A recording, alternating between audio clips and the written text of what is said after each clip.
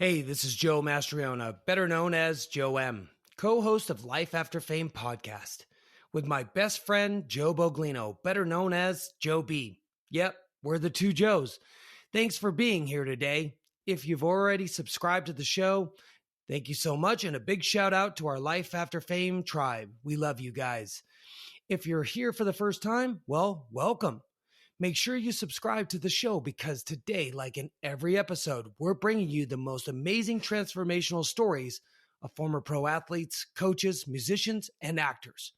You know, ordinary people who have achieved the extraordinary. We share with you where they are now, what they're doing, and the challenges of transitioning and beginning a life outside of the arena and/or stage. So buckle up, Life After Fame listeners, because this is going to be an amazing ride. Let's do this. Welcome to Life After Fame podcast. Just imagine 70,000 fans cheering your name when you've scored the winning touchdown.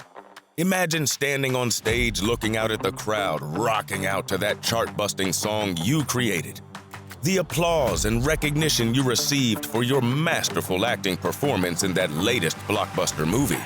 And then, one day, the cheering stops.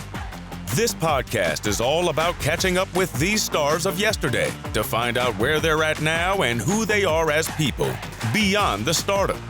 This is a true human interest podcast about the people we loved to root for. And now, your hosts, Joe Mastriona and Joe Boglino.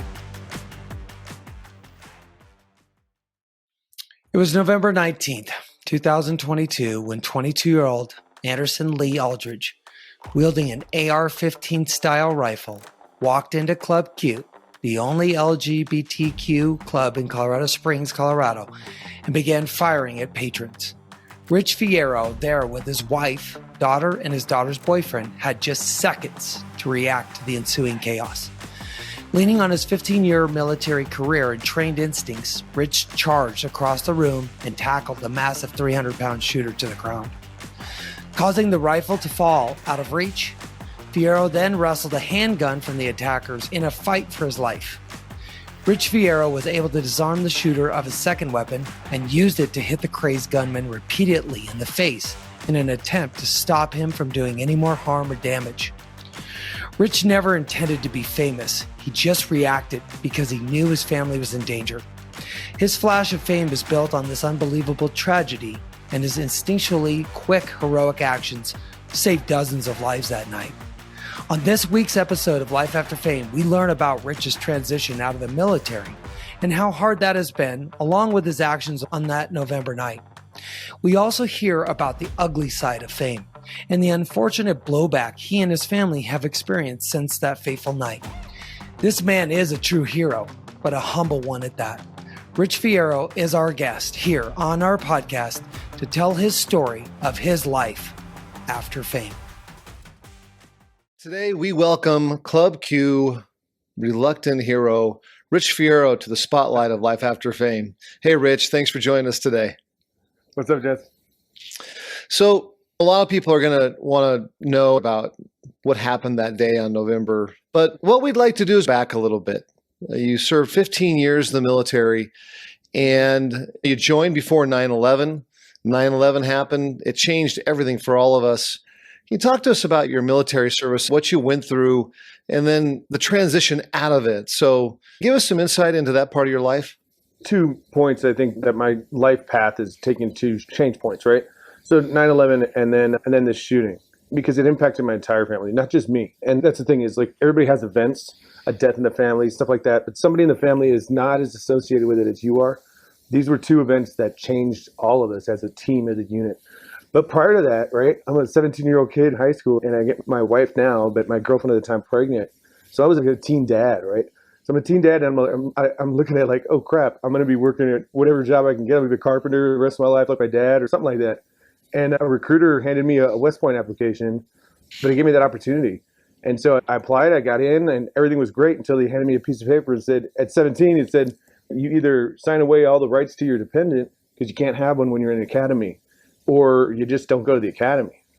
And I was sitting there as a 17-year-old just staring at that paper, right? Like, what the hell do I do?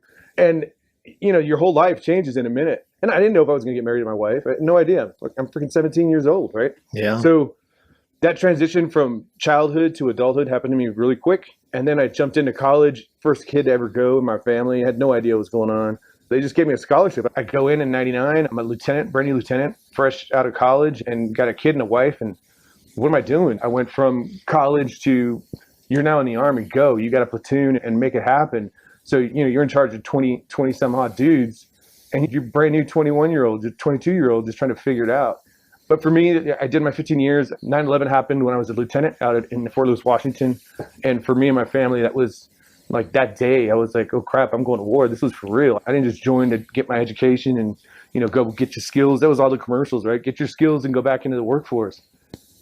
I was going to war. And that wasn't just me. It was my wife and my 2 kids at that time, So as a family, we transitioned from hopes, dreams, and all this stuff, being a civilian at some point, to there's no going back now. We're going to war. And it changes you every time. I talk a lot about being tested, especially as a man, right? Everybody wants to believe that they get in that fight to protect their wife or protect their kid or whatever threat there may be. But until it happens, until you hear that first bullet fly over your head, you don't know how you're going to respond. And I think that's what resonated with a lot of folks with what happened at Club Q was, hey, I wish I could have, I think I could do that. I would have done that. I think you don't know, Right. And I've seen men in positions like that downrange that locked themselves in my truck and wouldn't get out, right? And I've seen guys that were supposed to be the cowards that just charge forward and get things done and do first aid when they're, under fire. So the Army taught me a whole hell of a lot from range of what it means to be part of a team, what it means to lead, right? At the end of the day, you're leading your family. You're leading everybody you're around at all times. You just don't think about it. And I think if folks follow you and you're not thinking about it, I think you're doing the right thing. It sounds goofy, but when somebody told me, hey, you're in charge, you're the leader, I wasn't comfortable with that. But when I got in that group and I said, all right, guys, what's going on? What do you guys, who are you? Let's get it all together, figure out what's going on. All of a sudden, people tended to gravitate to me. And that's not to be, audacious about it, but that's how it is. It's still that way. People tend to want to kind of, hey, what's Rich doing? Let's make sure we follow up with that and get into that stuff. So you had to, Rich, you had to pivot, didn't you? Because like all of us before 9/11, the military was kind of seen as a safe way to build a career and set yourself at a foundation that would push you into some profession that you might have. Yeah. 9/11 happens. And so you go from that to now you're in a position of being shot at, which I think you were shot at. You had roadside bombs going off, and then you were also leading other guys. You talk about just being thrown into such an intense life that you probably didn't expect. And now you've got to be able to go with it. It still doesn't resonate with me as an intense life, right? And that's what's so weird is when I talk to folks like you guys and all of a sudden they're like, really? Like 22, you're like, I was 20, I think it was 2003, so I don't know, 25, I think I'm 25, 26 or something, and I'm down in, I got to Iraq in 2003, and I fly in to Baghdad airport. This is before it was a giant community, like it became a giant fob thing, it was huge. It's almost like a city of Americans and stuff. But I got there in 2003, so it was still just kind of this shanty town. Everybody's trying to figure out whether we're going to be here long or not. And I'm sitting on the airfield. That same morning, I was in Germany. I kissed my wife. And that next afternoon, I'm on an airfield in a combat zone, sleeping on a tarmac, trying to figure out what the hell is going to happen tomorrow. And you didn't regret that at any point? Like the decision to go in? No, because here's the thing. When you raise your hand, I say this a lot, and I think folks don't understand this. And this is why I get a little perturbed by a lot of folks and how they carry themselves. I signed that commitment. I took the oath of my commission to die for my country, right? Yeah. So I'm committed to that. That's what I said I'm going to do. The same way I hear, police officers are like, well, I got to protect myself. I'm like, no, dude, you signed up to protect and serve. Your whole mission is to get shot at. Your mission is to take the shit that no one else wants. Yeah. My mission as a soldier is to be shot at and to put down the enemy so he doesn't come to our shores, right? So, what I sign up for, you have to commit to it. And if you're not committed to it, find another job. Sure. It just doesn't make sense to me, you know? Like, oh, I got to be safe and I'm in the Army? Like, no, man, your whole mission above Devil's advocate, Rich, do Go you ahead. think it's fair? Is it fair to ask 20 and 21-year-old kids to make that type of commitment? Should it be a little bit more mature? We're too old, man. Things, We're too I old. know. It's the same reason I walked away. I'm like, dude, I'm 40. I was almost 40 years. I was 35 and I felt like I was 55. I mean, this stuff takes a toll on you. It takes a toll on your family. And when I'm 21 years old, I'm gung-ho. I don't care about nothing. I'm already invincible, so you might as well throw me out there. Right. I'll be Superman, you know? Yeah. But the training and everything that comes along with it is there to test you under stress. Now, the ultimate stress is hearing those bullets, hearing those explosions, and the actual threat that somebody is trying to kill you. Vice, in training, you're hearing the noises and it's stressful and all that stuff. But until you feel like somebody is trying to kill you, the response is not something you can be prepared for. It's just what's going to happen. Your human body response. So, Rich, you were the guy that, and you didn't know this about yourself at the time, probably, but you found out that you were the guy that ran toward the danger versus ran away. Because, for example, you mentioned you just never know what happens. And I can honestly tell you, I did paintball up in the mountains up in Rockies. Well, it hurts, but you know what? You know what freaked me out? That was just a kid, like 13 years old. Yeah. Man, I got scared. I mean, I felt hunted. And I mean, I kept on thinking to myself, boy, could I handle the military? What kind of mind shift do you have? And maybe training assists you with that courage and to run toward the bullets versus run away. Is that what happened? Yeah. Well, no, I mean, I was already tested, right? I've been shot at. I've had to stand up when we're getting shot at to make sure people are in the right position so that my men can do their job, right? And as a leader, you can't just cower and wait for it to finish. I'll be honest with you, the amount of fire of weapon, the amount of rounds this idiot put through that club, 60 rounds in 2 minutes, or at least somewhere around it. He had a 60-round drum. I've never experienced that in combat, right? In combat, we aim to kill. So like you get a 3-round burst, not wasting ammo just to shoot. I'm going to shoot at something that I need to shoot. And to hear it in that, it's almost senseless, right? Like, why? Like, so when I first heard it, right, and I smelled the rounds, for me, it was like, oh shit, I'm back where I used to be. Like, it's time to go. Where's this threat? I got to turn to it. It doesn't mean, grab my weapon or anything like that. It's just like, assess the situation. What is going on? And when I did that, it was I saw the shooter in the doorway. Now, he got engaged with Thomas James initially, and I went up there. I didn't even know it because he had his back to me, and Thomas James was in front of him. And I just jumped in, and then we both were fighting this guy, and Thomas gets shot. He goes to the floor, and I think he helped drag him down, and we both bring this guy to the ground. And then it was just a matter of managing chaos. I mean, in war, you learn that, right? The bomb goes off. It's not, oh shit, turn around and run. You got 4 guys now that you got to find out if they're hurt, if they're dead. So I just don't know, it's one of those things for me that I can't say that moment changed anything for me. I think I had already known I was tested, so it was very easy for me to just jump up and say, okay, go mitigate the threat. And then all of a sudden, while I'm hitting this guy, I'm motivating Thomas and I kick him, keep kicking him. I'm telling everybody, call 911. Hey, you over there, come help me kick this guy. I'm getting tired. I'm like, you're managing everything, right? And then when I get done, I run over to my friends and I start telling cops to put tourniquets on people, move, run. Like I've already experienced it. There was cops that walked in. You were ordering, you were ordering people to do things because you just went what I was right back into your training. Right. Yeah. So, and then when you look at it, there was cops that walked in and they were complete shock, and you can't fault them for it. The first time I ever seen a body that looks like that. Right. The human body responds. Like my wife had said she walked through and could not see any of the faces of the bodies, and I think her human body said, you don't. Even if you know these people, you don't need to see them right now. Just blocking it out. And just all she saw was just a head, like she couldn't see faces. And that's her response. Her response was complete shock. My friend Joanne she got 5 bullets in her, and I'm doing first aid, and she was talking to me and then fading like she was going to die, but she wasn't screaming in pain because she couldn't feel it. Her body went into shock for a reason. Right. So that's the transition from that to video. Like for me, is very hard because this whole thing is on video, and at the end of the day, it's going to come out at some point, in the trial or whatever. Yeah. But video is more effective. I haven't cried since that day I got home with my wife and kid that night. I haven't cried since, except when they play videos of them talking to people prior to like an award or something. There's only 2 times I've cried, and that was that.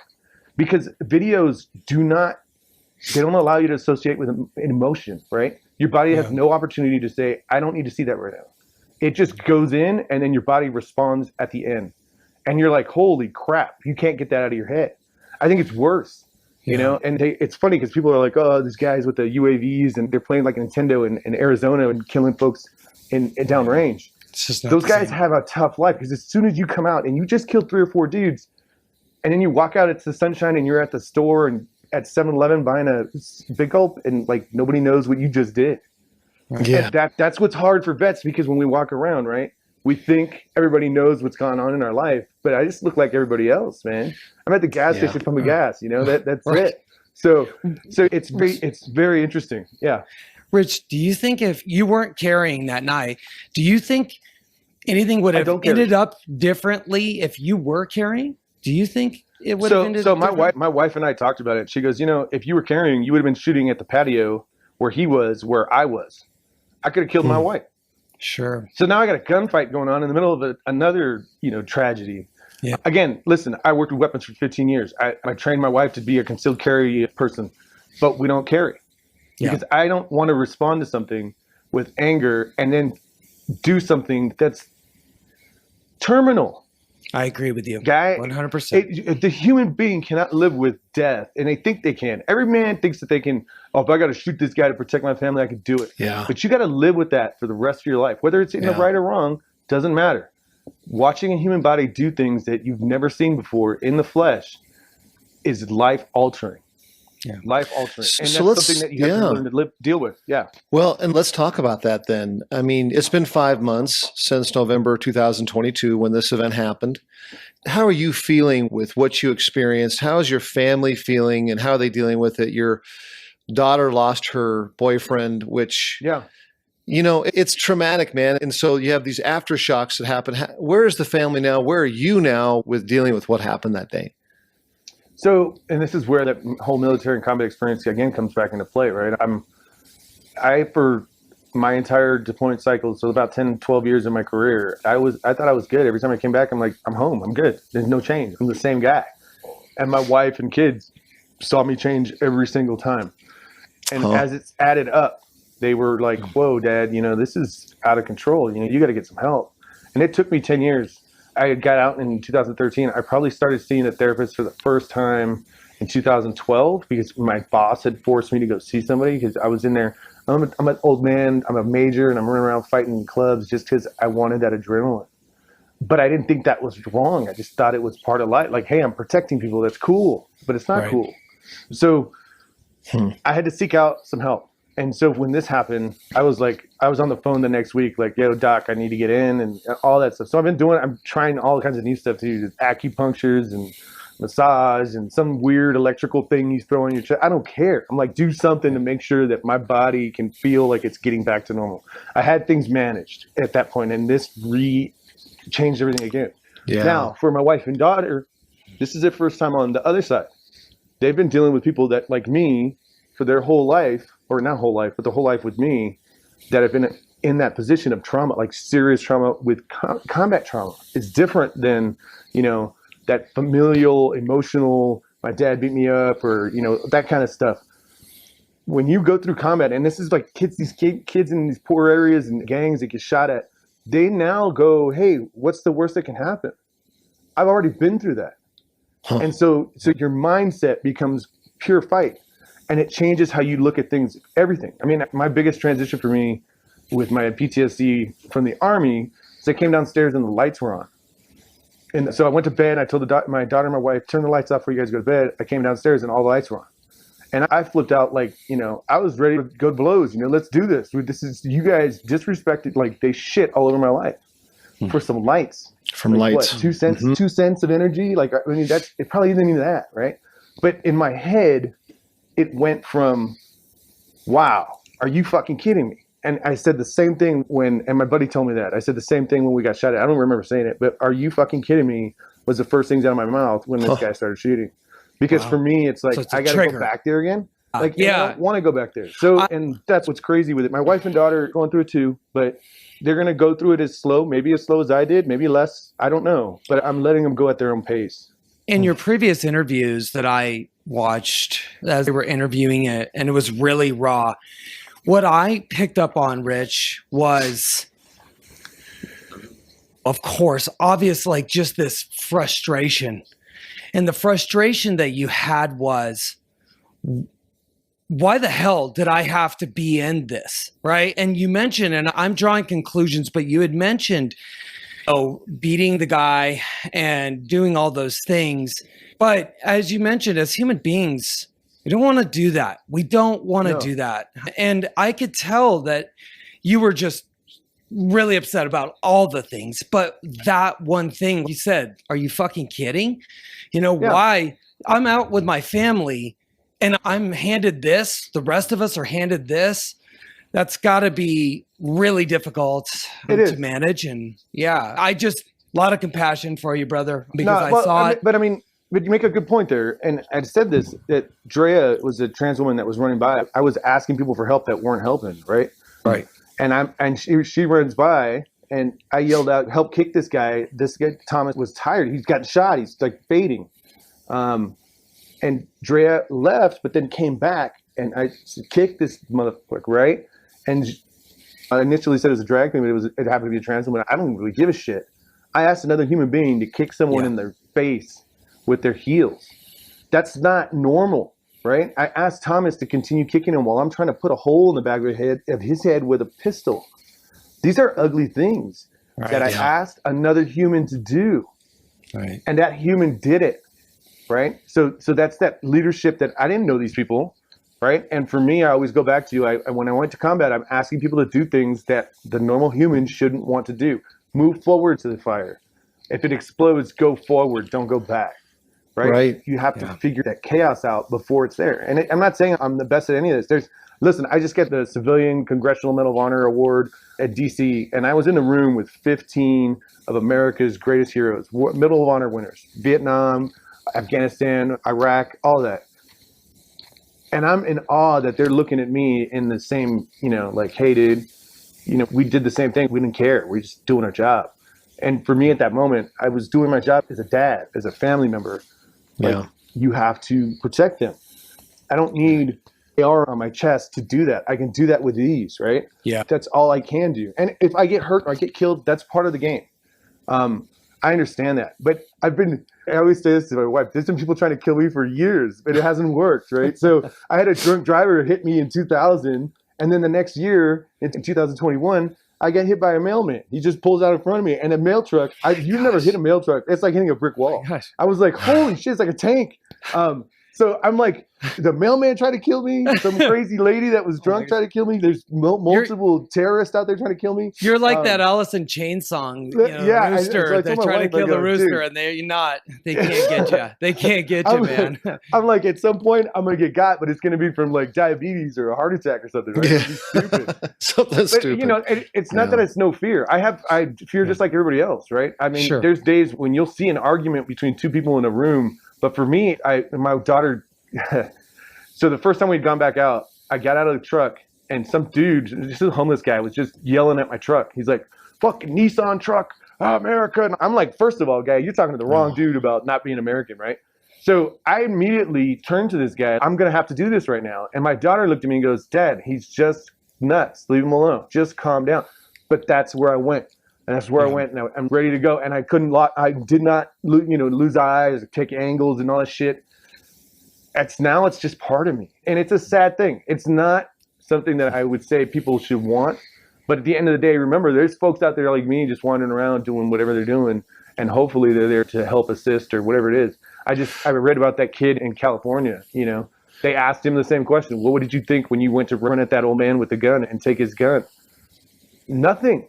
You just respond, there's no time to react. I literally did not know if my wife, my daughter, my two best friends, and Raymond, who I promoted to son-in-law, because that's what you do in the Army. You promote them once they get killed in combat. Yeah. And I said, hey, I don't know where any of them are at, but if I don't go stop this guy, we're all going to be dead no matter what.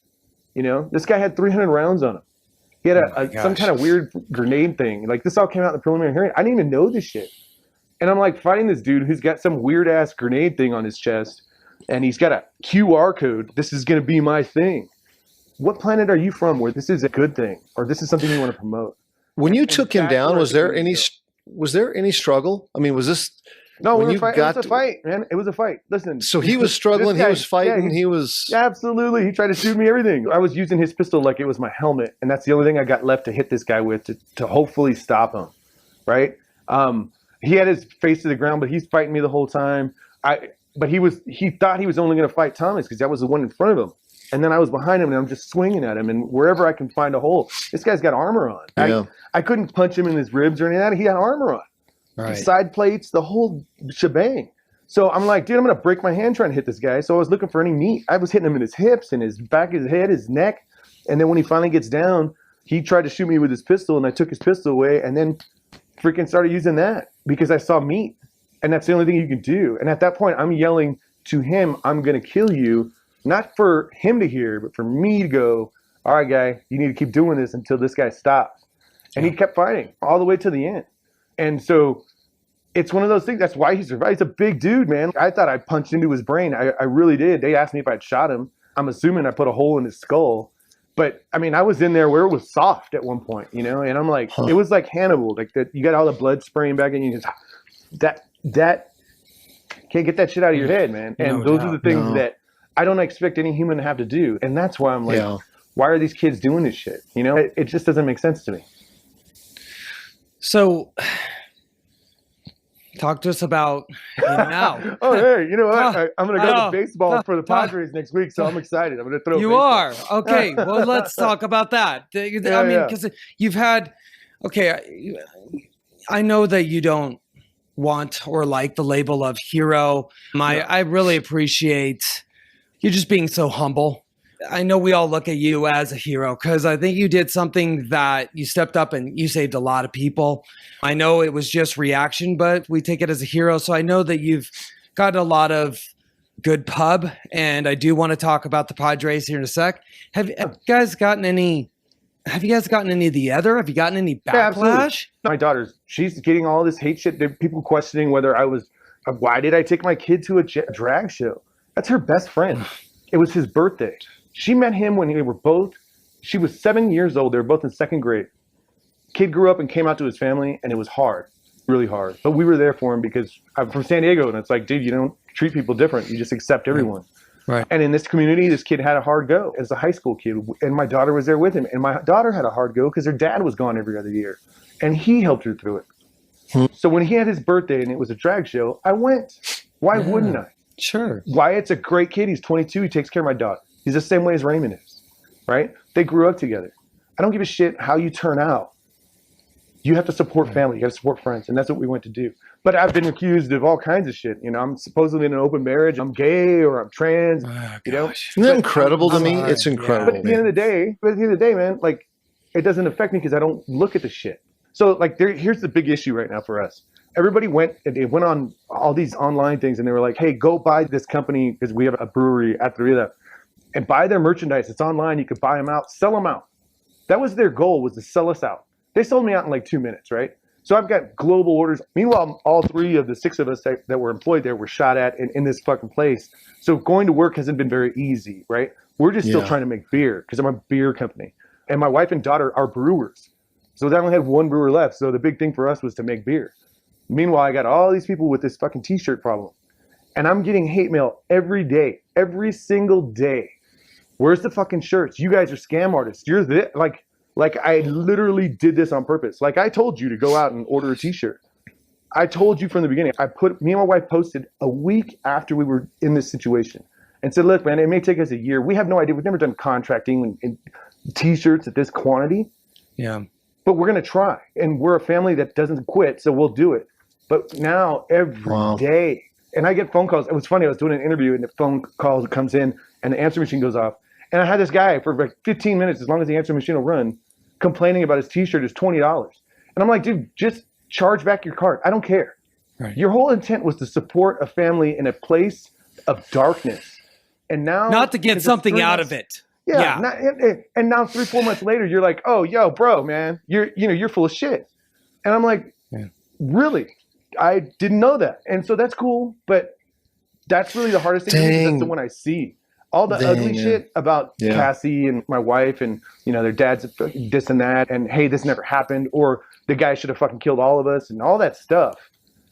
It's there. She's read it. They know it. And I think that's what makes it harder for them to kind of deal with it, because they see it.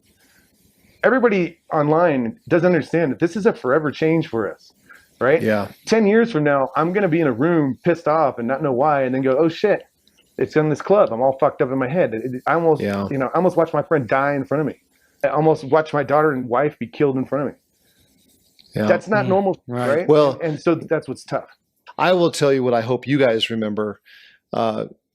We just have nothing but love for you guys. And the thought about what you're going through, I mean, think about this. If I have a friend's father who passes away, it wasn't traumatic. It was just normal circumstances. I feel that impact. I think most people do. It's like, wow, man, life isn't as infinite as we thought it was. But you feel it. You guys were frontline for a very traumatic, brutal event. And all I can tell you is that while you may have all of those people on social media giving you shit, you got a lot of guys here that have got your back and really feel strongly to support you. And I'll tell you, whatever we can do, we are happy to, because I can't imagine, Rich, I almost feel like you have to have more courage at the time now. This is crazy to me, just even saying it. But maybe you have to display more courage now, 5 months after the event, than you had to have that day. It's a very valid point, man. And honestly, thank you for saying that, because I've not looked at it that way, but it makes sense, right? Because when I go to Costco now, people are looking at me.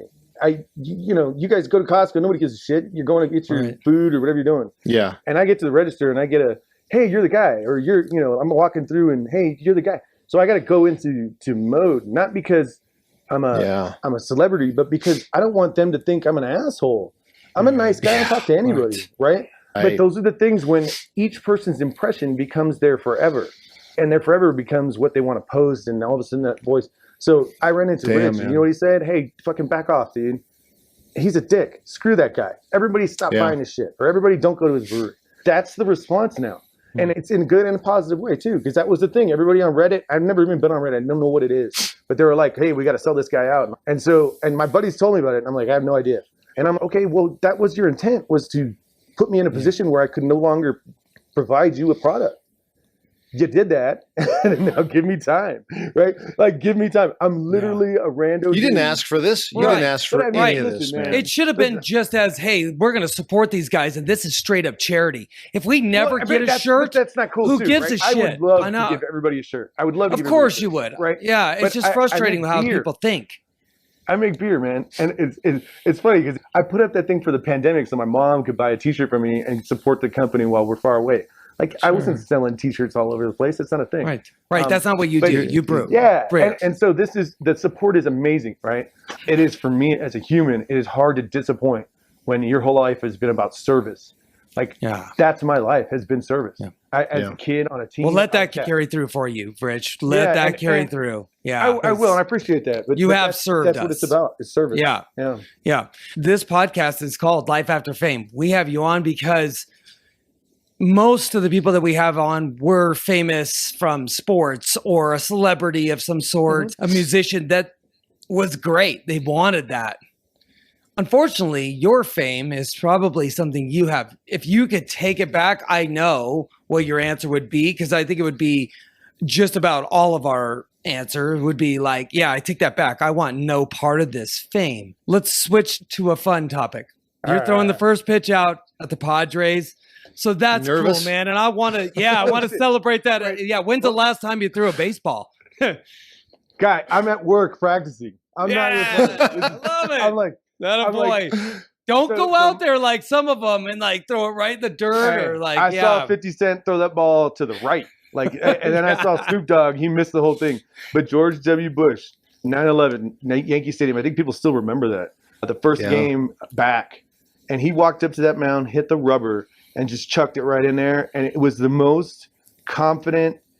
The aura was like, I don't give a shit. We're doing this. And he went on the mound, chucked it to 60 feet, and then went right back to it was gangster as hell. And it was the president like just going out there, yo, nobody can screw this. This is America. This is like a dream come true from a kid, out of San Diego. No, he's just a random kid. Like, dude, I'm gonna throw a baseball out at the first. My daughter's she's gonna pull the bells, so the mission bells. That's so awesome. This thing Very cool. My grandmother who's 94 is gonna be in the stands. My mom and dad, my in-laws, all my friends. Well deserved. Well deserved. That's like what to me is like, dude.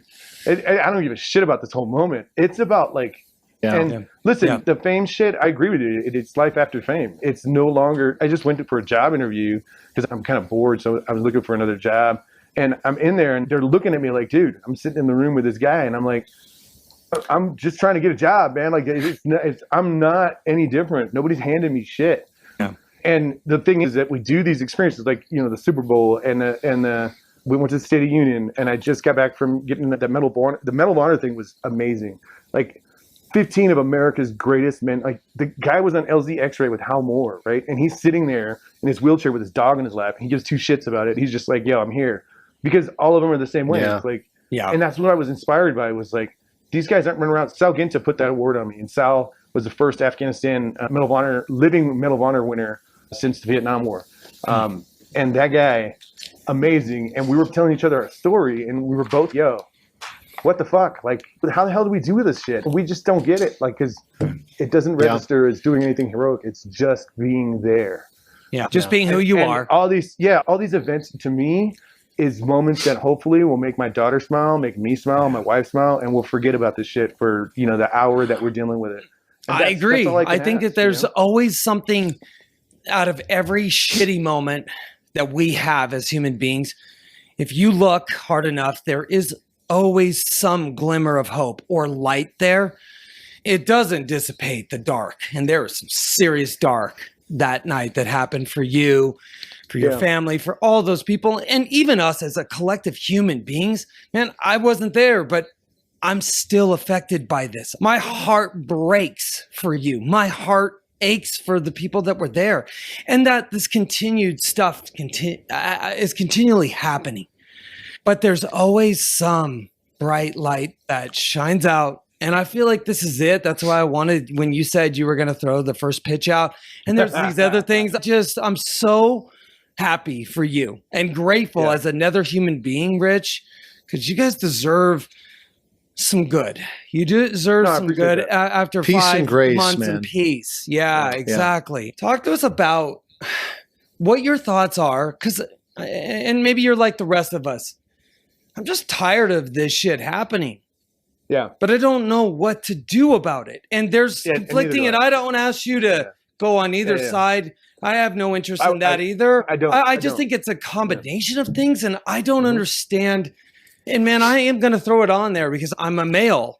Why are males doing this, picking up guns and shooting other human beings? It's just, I don't understand it. And I want to wrap my head around it, but I just can't make sense of it. And I don't know how to stop it.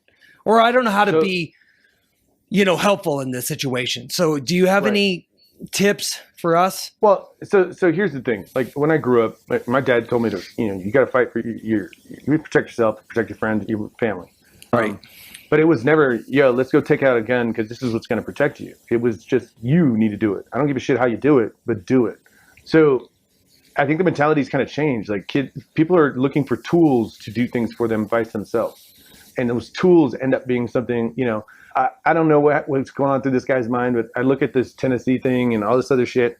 And I'm like, dude, these kids are in pain, right? And listen, I want to hate this dude bigger than anyone else in the world.